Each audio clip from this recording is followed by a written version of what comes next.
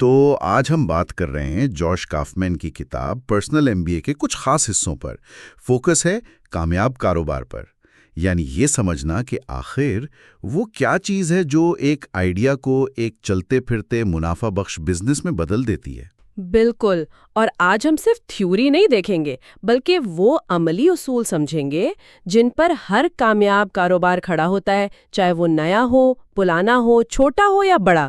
وہ بنیادیں کیا ہیں جن پر نظر رکھنا اب کہہ لے لازمی ہے۔ اچھا، تو کتاب شروع ہوتی ہے ایک بہت ہی بنیادی بات سے کہ ہر کامیاب کاروبار ویلیو یعنی قدر پیدا کرتا ہے۔ جی، آسان لفظوں میں کہیں تو لوگوں کی زندگی کو کسی نہ کسی طرح سے بہتر بناتا ہے۔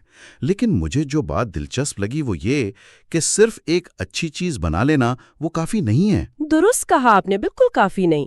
کتاب کا ایک اہم نقطہ یہ ہے کہ کاروبار صرف ایک آئیڈیا نہیں ہے، یہ ایک پوری مشین ہے جس کے 5 آپ کہہ لیں لازمی پرزے ہیں۔ 5 پرزے؟ اچھا، کون کون سے؟ جی، پہلا قدر کی تخلیق یعنی کچھ کام کا بنانا، دوسرا مارکیٹنگ مطلب لوگوں کو بتانا کہ آپ کے پاس کیا ہے، ٹھیک ہے۔ تیسرا پھر سیلز ہوگا، یعنی جو دلچسپی لے رہے ہیں انہیں اصل میں خریدار بنانا۔ بالکل، تیسرا سیلز۔ چوتھا ہے قدر کی فراہمی یعنی جو وعدہ کیا ہے وہ پورا کرنا، گاہک کو مطمئن کرنا۔ صحیح۔ اور پانچواں اور بہت اہم فنانس مطلب اتنا پیسہ کمانا کہ یہ ساری مشین یہ کاروبار چلتا رہے۔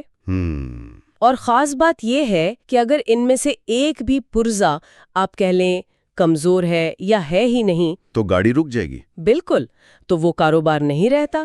وہ شاید ایک اچھا آئیڈیا ہو یا کوئی شوق ہو لیکن بزنس نہیں۔ یہ پانچوں لازم ہے۔ یہ سننے میں تو بہت سیدھا سادہ منطقی لگتا ہے، لیکن شاید اتنا آسان نہیں جتنا لگ رہا ہے، ورنہ تو ہر دوسرا شخص کامیاب بزنس مین ہوتا۔ یقیناً آسان نہیں۔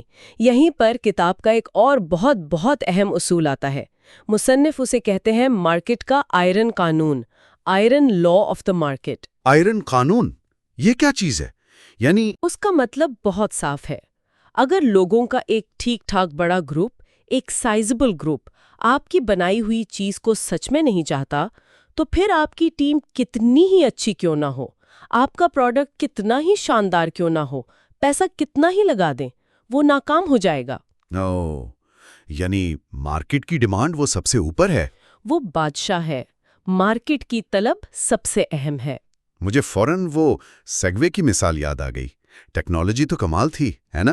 لیکن شاید $5000 کے اس ذاتی ٹرانسپورٹر کے لیے وہ مارکیٹ تھی ہی نہیں جس کی امید لگائی گئی تھی۔ بہترین مثال ہے یہ۔ بالکل، ٹیکنالوجی اپنی جگہ، لیکن اگر لوگ اسے خریدنا ہی نہیں چاہتے یا اس قیمت پر نہیں چاہتے تو بس۔ تو یہ سمجھنا کہ لوگ کیا چاہتے ہیں یہ کیسے ہوگا؟ اکثر یہ جڑا ہوتا ہے انسان کی بنیادی خواہشات سے، کور ہیومن ڈرائیوز جنہیں کتاب کہتی ہے۔ اچھا۔ جی، 5 بنیادی خواہشات کا ذکر ہے۔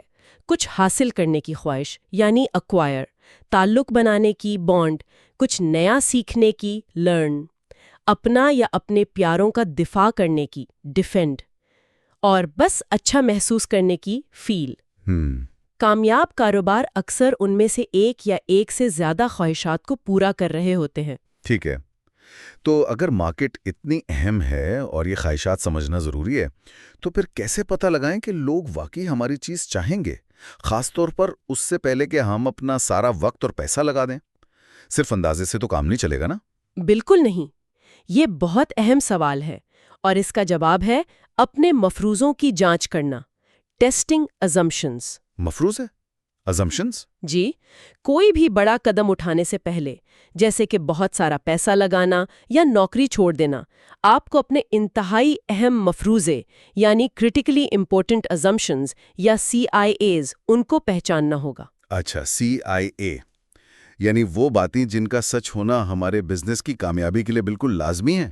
بالکل، وہ حقائق یا خصوصیات جن کا حقیقی دنیا میں درست ہونا ضروری ہے، ورنہ آپ کا پورا پلان فلاپ ہو سکتا ہے۔ مثال کے طور پر اگر میں مان لیں ایک نیا آن لائن کورس بیچنا چاہتا ہوں، تو ایک CFI یہ ہو سکتا ہے کہ کیا لوگ اس خاص موضوع پر سیکھنے کے لیے فرض کریں $10,000 دینے کو تیار ہیں، یا کیا میں مہینے میں کم از کم 50 اسٹوڈنٹس لا سکتا ہوں؟ یہ وہ سوال ہیں جن کے جواب ہاں میں ہونا ضروری ہیں۔ صحیح۔ اور ان مفروضوں کو پھر ٹیسٹ کیسے کیا جائے؟ صرف سوچنے سے تو نہیں ہوگا نا؟ نہیں، بالکل نہیں، انہیں ٹیسٹ کرنے کی ضرورت ہے۔ ایک مؤثر طریقہ ہے کم سے کم قابل عمل پیشکش بنانا، minimum economically viable offer, MEVO۔ MEVO۔ یعنی کہ پروڈکٹ یا سروس کا بالکل بنیادی سادہ ترین ورژن؟ جی ہاں، وہ سب سے سادہ شکل جسے لوگ حقیقت میں خریدنے پر غور کر سکتے ہیں، یا جس سے آپ کو یہ پتا چل جائے کہ وہ خریدیں گے یا نہیں۔ اور پھر اس MEVO کا کیا کریں؟ اسے بنا کر بیچنا شروع کر دیں؟ ایک بہت کارآمد ٹیکنیک ہے shadow testing. Shadow testing? Shadow testing یہ کیا ہوتی ہے؟ اس میں آپ اپنی پروڈکٹس یا سروس جو شاید ابھی پوری طرح تیار بھی نہیں ہوئی، اسے فروخت کے لیے پیش کرتے ہیں۔